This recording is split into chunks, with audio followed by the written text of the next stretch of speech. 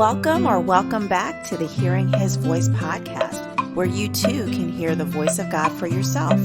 The Hearing His Voice podcast is a proud member of the Gospel Grammar Podcast Network.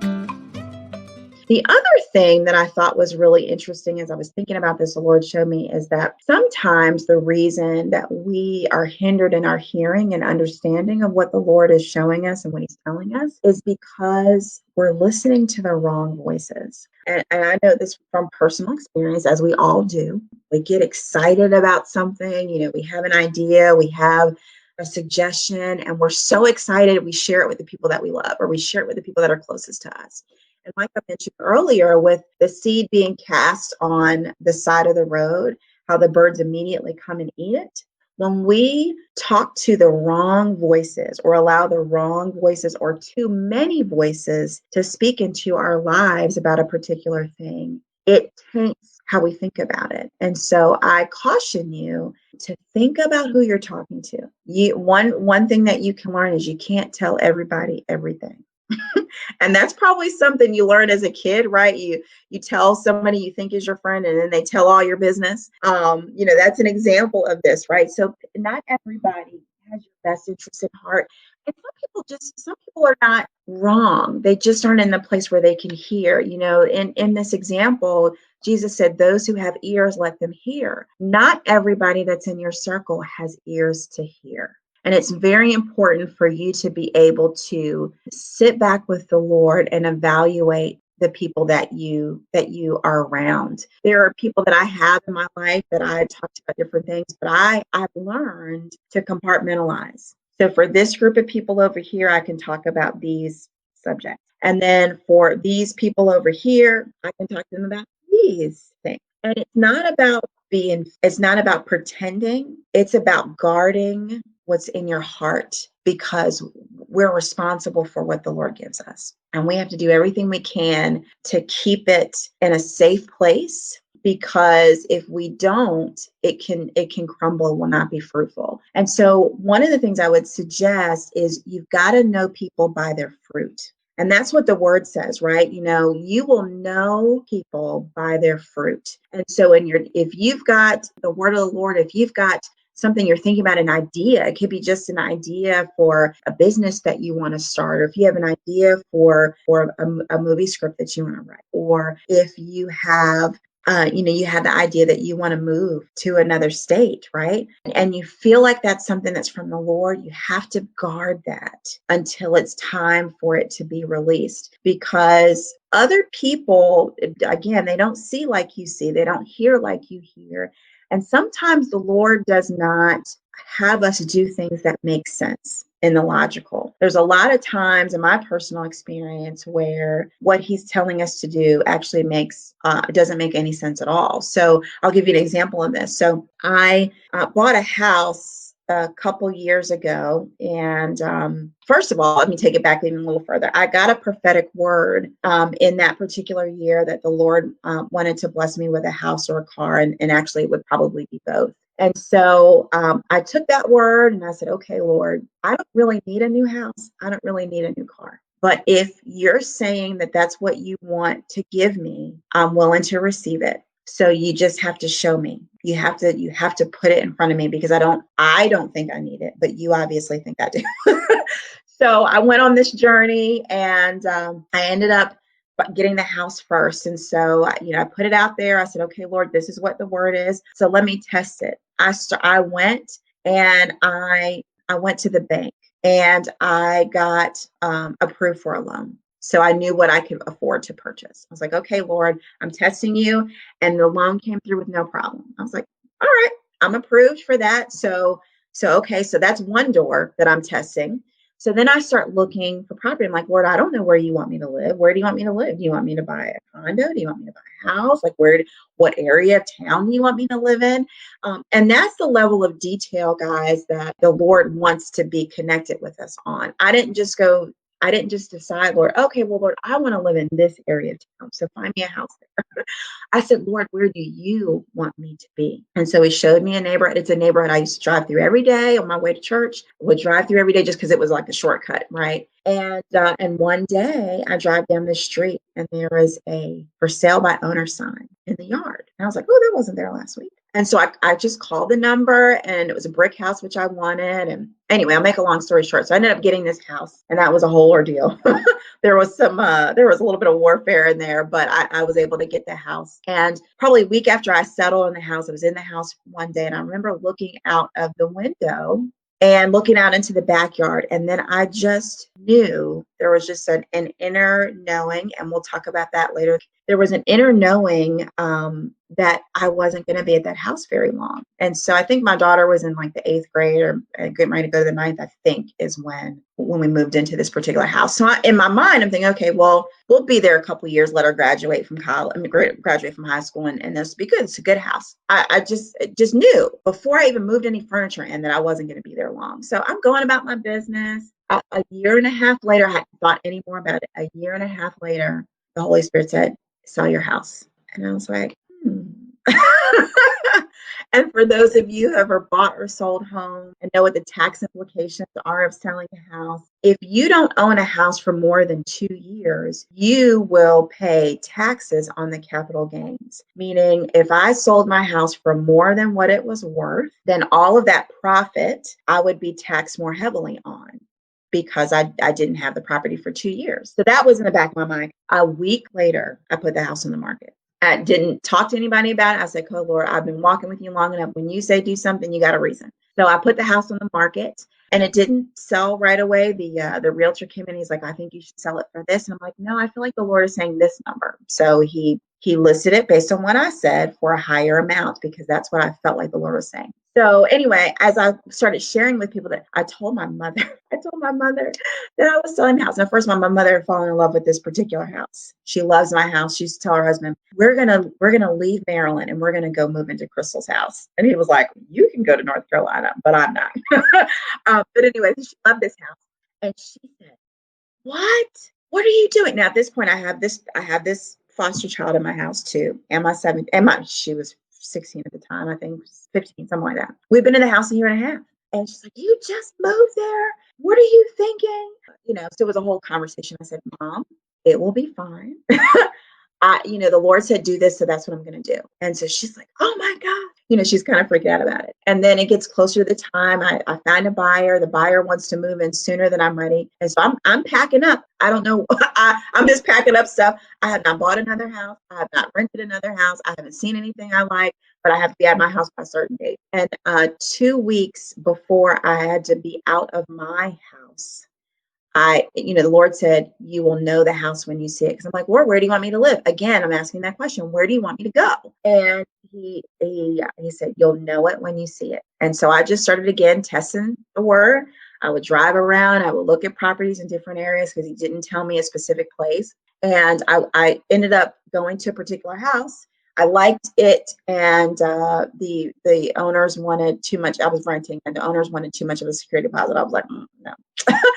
Anyway, I'm still packing, and the realtor from that house called me back. She's like, hey, she sent me a picture of a house. She's like, what do you think about this house? These are my personal friends, and they need to move, or they want to rent this house out. Would you be interested? Come meet me tomorrow. I went and met her at the house, and I knew the house when I saw it. It was perfect. It was a much bigger house than I ever thought I would be in. But the background it was a fenced-in backyard for my 3-year-old to run around and play in. There was a playground in the backyard. There was a garden. It had a brick front, and I love brick. It was 7 minutes from my job. And within 2 weeks, I had moved into this property. And none of that made sense. And it was twice the amount of money I was paying in rent than I was paying in my house.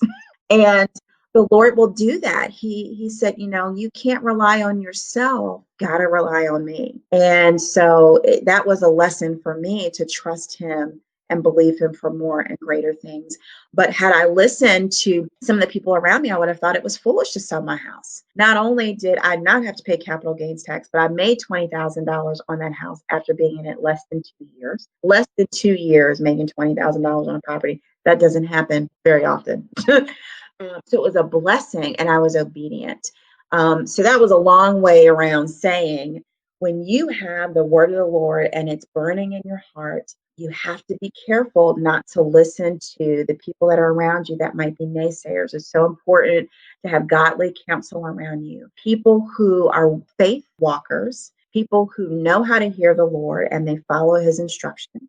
And you've seen the fruit of that. Those are the people you need to talk to. Those are the people you need to have in your circle. And you don't have to talk to them about everything, but you got to talk to them about the things of the Lord, because they will help you.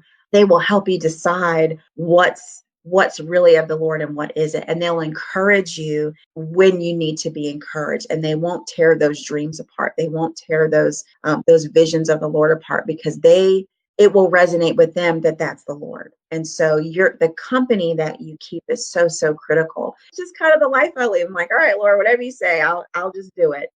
And other people, the other benefit of that is that when you really begin to hear the voice of the Lord and you begin walking it out and you begin sharing those stories with people, or they watch you walk the walk of faith, it ignites faith in them. And so that's something else. So you don't want to get rid of the people in your life that maybe don't have as much faith as you, but you are their walking message. When they see you walk things out, then it exposes them to what God can really do. And it encourages them to do the same thing. And then you become that confidant. When they start hearing from the Lord, you can give them some guidance and some counsel. But Proverbs 19:20-21 says, listen to counsel and accept discipline, that you may be wise the rest of your days. Many plans are in the hearts of man, but the counsel of the Lord will stand. We need the counsel of the Lord, and sometimes that comes directly from his mouth to our ears, one-on-one. Sometimes it comes from other people,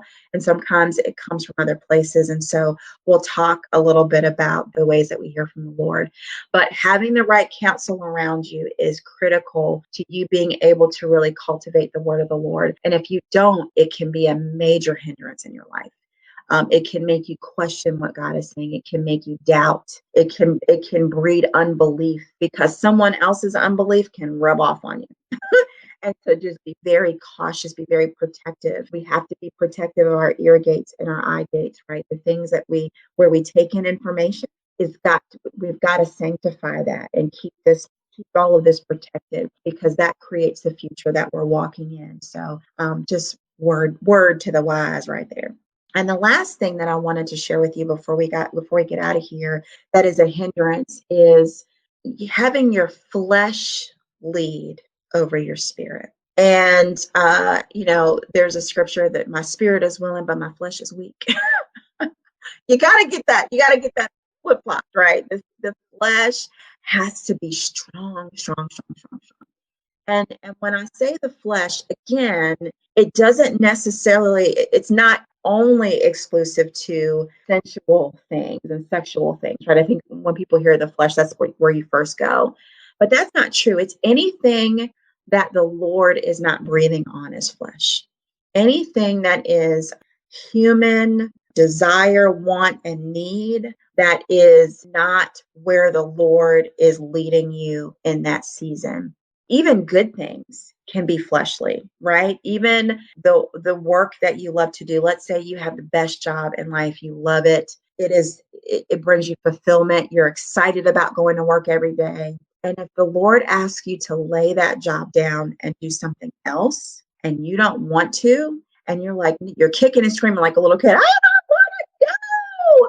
It's because you become encumbered with this thing that you've fallen in love with. And it then becomes your flesh. Your flesh is leading, and you're saying, no, Lord, I don't want to do that. I'm really good at this. You've given me these gifts, so let me just keep doing that. That is the flesh.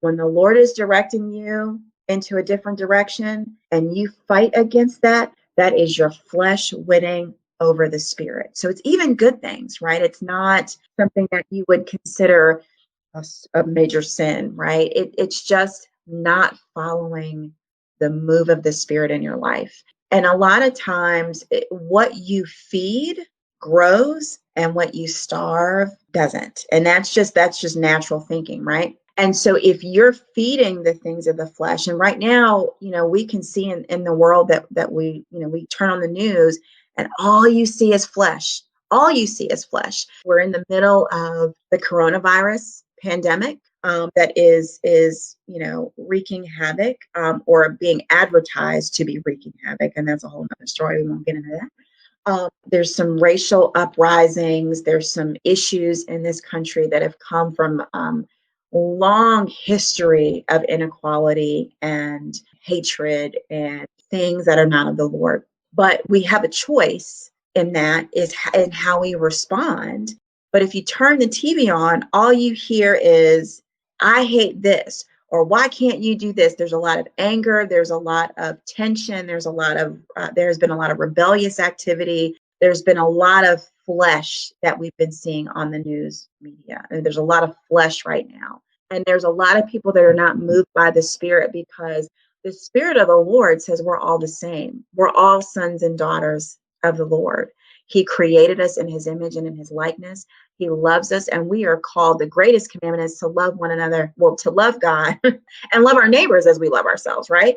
So we're not walking in the Spirit when there's so much friction and it's, I don't like what you're doing, so I'm going to do this back. And that's that tit for tat that we're doing. It's eye for an eye. That's not of the Lord. We are called to love our neighbors as ourselves. And that's not what we're doing. So what we're seeing on the news media is all flesh. It's all flesh. However, you can understand it. You feel justified because there has been so many years of deception and corruption and all this stuff. But just because you're justified in thinking and feeling the way that you do doesn't mean you're supposed to act on it. Our spirit is supposed to rise up and not allow our flesh to take over. But we sometimes struggle with that. It could be sins that are in our lives. It could be, continually responding in anger instead of love. That's where your flesh is rising up. And so if you're constantly feeding your flesh, your spirit gets squelched. It can't connect to the Father the way that it's designed to, because your flesh has been taken over. And so that's something to think about as well. Again, it's not always what you immediately think about as sin, but it's things that if the Lord is saying go left and you're going right, you are in the flesh, period. Period. It also comes from not seeking first the kingdom. And I, that's a verse, Matthew 6:33, and seek ye first the kingdom of God and his righteousness, and then all these things will be added unto you. A lot of times in our life, we think about what we want, and we think about where we want to go and what kind of life we want to have. And when we do that, we are putting our flesh before the Spirit of the Lord. In my example that I was telling you about, buying my house, the Lord said, I want to give you a house. Some people might have taken that like, oh yes, Lord, I want this house in this neighborhood, and this is how much I want to spend, and blah, blah, blah, blah. And that's no judgment here. But my approach in my life, and that's why I'm here, just to kind of share with you how I process things in my life, I ask the Lord, what is it that you want? You're the one who wants to give me a house. Where do you want that house to be? What do you want it to look like? How many bedrooms do you want it to have? And really seek his face where that comes into play. I'll give you another quick story. I'll make it really brief. I was in a relationship some years ago with someone I thought I was going to marry. And we were living together. And so not perfect, but that's my life. We were living together, and we had, between the two of us, we had 3 children. We had a 3-bedroom apartment. And I felt like we were supposed to move. I found some mold in our house, and so we needed to move. And I asked the Lord, okay, Lord, where do you want us to move? Obviously, you're showing us so we don't get sick.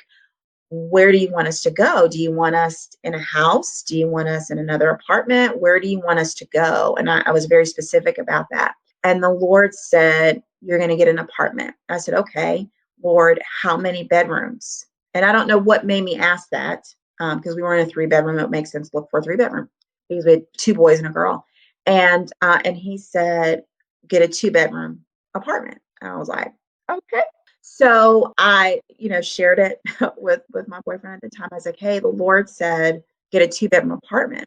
And he was like, what? That doesn't make any sense. And he was hemming and hawing, and, he was not happy with that. And I said, I know it doesn't make sense. I don't know why, but you know how the Lord and I roll. If he says it, that's what we're going to do. So I went and found a 2-bedroom apartment. And that was in April. We moved into the 2-bedroom apartment. We had to have the kids in bunk beds. And so it was just, it wasn't ideal, but that's what the Lord said. And so that's what we did. September of that year, my boyfriend passed away suddenly in a motorcycle accident. And so when I came home from the hospital, probably, maybe a day, it might not have been immediately, maybe a couple of days kind of after the shock wore off, it hit me. That's why he asked you to get a 2-bedroom apartment. I could not have foreseen that. I had no idea that that was coming. I, it was a shock to me, but God knows. He knows what's coming ahead of you. He knows what you're going to encounter. It's not like he anticipates, he already knows. So we don't always know what's coming, but the Lord does. And because I was obedient to leave a 3-bedroom apartment and go into a 2-bedroom apartment, when he passed away, his children never came back to my home. Never. So it was just me and my daughter. I didn't need 3 bedrooms. I didn't need the space. I didn't need what I thought I needed because of what happened in my life. And I was like, whoa, okay.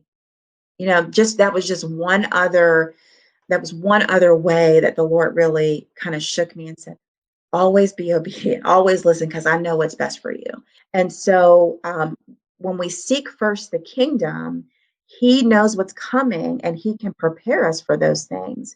We're taught as children, we're always asked, what do you want to be when you grow up? And that's not a bad question, right? Because the Lord puts in us everything that we're supposed to be when we're little. And it's our job to discover it. Like through life experience, we begin to pull back layers like, oh, that's in there and that's in there. Oh my gosh, that's in there too. And so when we ask children that, it's fine because we're helping them discover the things that they like and gifts that they might have. But what it also does, it makes it about us and not about our creator. We don't ask the manufacturer why the thing was created. And we've got to get in the habit of doing that. And when we don't do that, it allows our flesh to rise up and for us to think about what we want, the things that we desire in life, which is not bad. But when it comes into conflict with what the Lord is asking, that's when it becomes a hindrance to us being able to really follow and hear and do what the Lord is saying. There is a book that I suggest to you guys. Does anybody know who Priscilla is, or Shire? I think it's how you say it. She's everywhere. She's a big name. If you don't know who she is, Google her. She's awesome. She's got this all over YouTube. But she wrote a book called Life Interrupted. And I read this book, I don't remember what year it was, but I'm sure there was something major going on in my life. What was so profound about that book, which I think I highly encourage you guys to get it if you've never read it. And Priscilla talks about when she was young, how she, really was, and it's been a long time since I read it, so I don't remember all the specific details, but there was a particular career path that she had in mind. She loved it. She studied it. She was in it. And then, bam, something happens. And that future was no longer possible. Then she was in a place of, well, what do I do now? And the Lord is like, I have something else for you. And sometimes the Lord might be showing us all along that he has something else for us, but we fail to hear, we fail to see because we're pursuing our path. We're pursuing the thing that we are trying to pursue. And so we miss it. And sometimes he has to cut those things off so that we really hear what he has to say. So that's something to take into account when you're looking at your flesh over your spirit. The other is willful ignorance, willful disobedience is probably a better way to say it. And the best example is Jonah. Jonah didn't want to do what God said. He heard him. He heard him loud because he was like, not interested. And he went the other direction. And where did that get him? That got him eaten alive or swallowed alive by a nasty fish. And he was sucked up for 3 days where he had to think about what he was doing. And I don't want you all to have to think about what you've been doing because you were disobedient. So I want to leave you guys with a couple of things. We are all guilty of every last thing that I mentioned. I have many examples where I told the Lord no, where I was like, not interested. In one particular example where I completely missed it and I just was completely disobedient. Let me just say that. I was reading a book by Darlene Bishop. The very first chapter, she's talking about how how she was discovering, the call in her life, how she's a minister. She's I think she was very big, like in the 90s and early 2000s, or whatever. She's probably still doing stuff, but I don't follow her. But while I'm reading this book about her life and her journey, I had this vision, and it was this picture that went across my mind. My eyes were open, so I wasn't asleep. It wasn't a dream or anything. But as I'm like looking at the words on this page, I see this movie playing. And in the movie, I don't see myself, but I'm in my body. I'm standing on a stage looking out into an audience. And the audience is singing "How Great Is Our God," which is a song I love that song. Beautiful. But it felt like a coliseum or some large arena of some kind. And I've never publicly talked about this, shared this with probably anybody. But in this room, all the lights were off, and I'm on the stage, and I'm looking at this sea of people, and I can't see anything. It gets pitch black, right? And I see some lights here and there, and the whole room is singing "How Great Is Our God." I had walked out onto the stage to stand in the middle. And I don't know what I was getting ready to do. I'm assuming I was either going to talk or sing or something, and I'm not a singer, y'all. But as soon as that video, or as soon as that movie stopped playing in my mind, I remember this like it was yesterday. I closed the book and said, nope, and put the book on the shelf. I've never picked that book up again. The book is called Spiritual Desire by Darlene Bishop, that's what it is. I was like, nope, not doing that. And I put it on the shelf, and that was many years ago. Now, one of these days I'm going to pick that book back up off the shelf. But a couple of years ago, I told the Lord, I know I told you no. I know I said no with a lot of attitude to you. But Lord, whatever you have for me, that's what I want. And I'm going to say yes. And since I chose to do that, I have been on a roller coaster of things and experiences. Living life with the Lord is a total adventure. It's so much fun. It's so exciting. It can be a little scary at times, but He's got you. And there's so much peace in the will of the Lord. And I invite you guys to say yes to the Lord and to go on that similar journey and just go with the flow, man. He's got you. It really is a roller coaster ride. There's highs and lows, and but it's so enthralling. And I don't know when that movie is going to take place in real life, but I'm willing to go through the process to get there. And so I encourage you all to do the same. But thank you so much for listening. Thank you so much for spending your time with me during this episode of the Hearing His Voice podcast. Please join us next week for new insights on how to hear from the Lord. Remember to subscribe and share this podcast, and follow us on all social media at Hearing His Voice Podcast. If this episode was meaningful to you, or you have a question, please contact me at krystal@hearinghisvoice.com. I look forward to receiving your feedback and answering your questions. And remember, God is calling. How will you respond?